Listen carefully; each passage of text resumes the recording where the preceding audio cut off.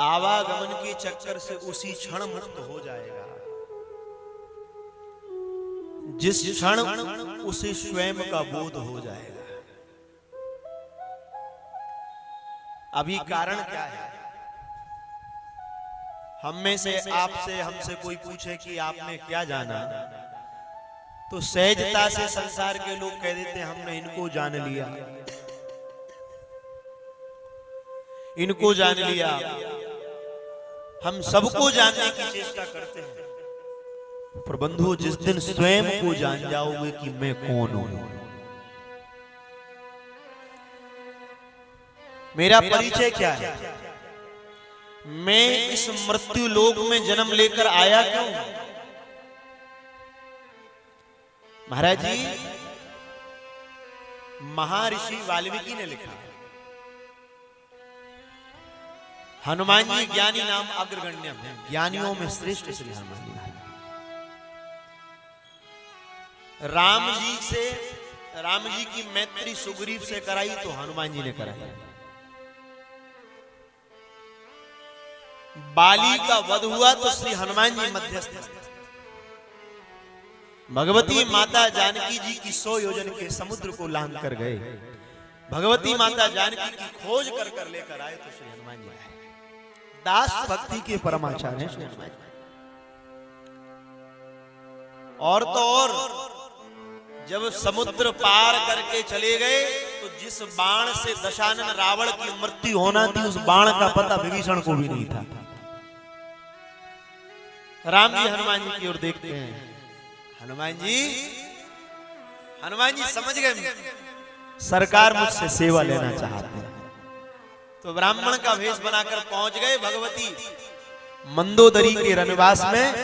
और स्तंभ बना था, जिस बाण से रावण की मृत्यु होना थी, उस बाण को लाकर रावण ने अपने रनवास के स्तंभ में गड़ा दिया था।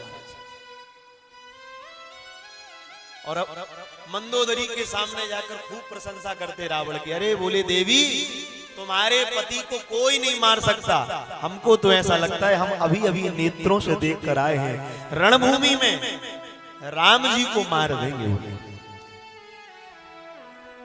तो नारियों का स्वभाव बात्सल प्रधान होता है, कोई पति की प्रशंसा उनके सामने कर दे तो सारे रहस्य प्रकट कर देते।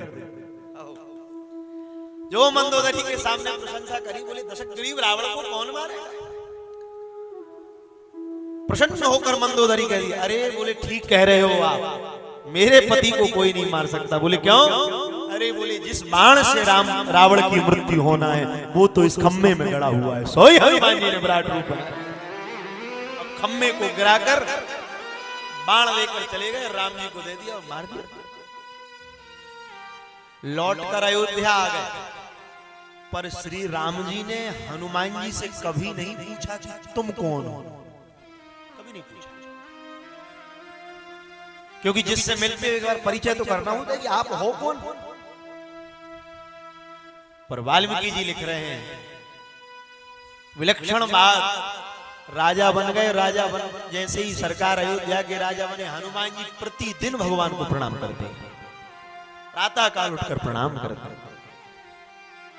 पर आज जब श्री हनुमान जी रघुनाथ जी को प्रणाम करने गए, मस्तक नवाया, सो राम जी ने आशीर्वाद तो नहीं दिया, प्रतिदिन आशीर्वाद देते थे, आज हनुमान जी से कहते हैं को हम। बोले को हम? हनुमान जी को बड़ा आश्चर्य हुआ, बोले क्या कह रहे हैं? बोले हाँ तुम कौन हो? अरे हनुमान जी को बड़ा आश्चर्य, बोले अब तक नहीं पूछा था। अरे वही पूछना था जब मैत्री कराई थी मैंने सुग्रीव, तब पूछना था कौन? 100 योजन का समुद्र लांघ के गए तो तब पूछना था कौन? तब आपने एक बार नहीं पूछा कि मैं कौन हूं, अब पूछ रहे हो। पर श्री हनुमान जी भी अतुलित बलधामम स्वर्णशैलावदेहम तनुजवन कृशानुम ज्ञानी नामाग्रगण्यम, अतुलित बल के धाम है, ज्ञानियों में अग्रगण्य। समझ गए प्रभु आज मेरा परीक्षण करना चाहते हैं।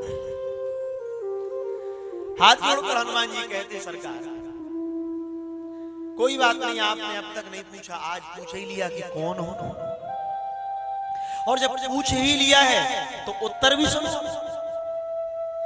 पर सरकार एक बात का ध्यान रखना, आपने प्रश्न किया है एक और हम उत्तर देंगे 3। सोई राम जी सावधान हो, क्योंकि हनुमान जी ज्ञानियों में श्रेष्ठ। कहा सरकार, जीव के आपसे 3 संबंध हैं। आप पूछ रहे हो कौन है? जीवात्मा के 3 संबंध हैं। बोले पहला संबंध आपसे मेरा है।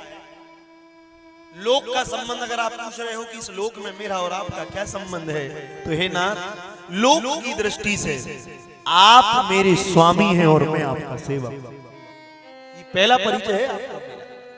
आप स्वामी हैं, मैं सेवक हूं। और अगर पारलौकिक संबंध पूछना चाहते हो कि मैं कौन हूं, तो नाथ आप परमात्मा हो और मैं जीवात्मा हूं। आप परमात्मा हो, मैं जीवात्मा हूं। पर हे सरकार, तीसरा संबंध थोड़ा धैर्य से सुनना। बोले क्या? पहला संबंध आप स्वामी में सेवक, दूसरा संबंध आप परमात्मा में जीवात्मा। पर आपने पूछा कोहम, हनुमान जी तुम कौन हो? तो हे नाथ, आपने कहा कोहम, तो सुनो, ये वेदांत का संबंध है। जो तुम हो सो मैं हूं और जो मैं हूं सोई तुम हो। तुम्हारा मेरा परिचय अलग नहीं है। जो मैं हूं सोई तुम हो। तुम कह रहे हो कोहम, हनुमान जी ने कह दिया सोहम। सोहम, जीव और परमात्मा एक ही है, वो अलग नहीं है।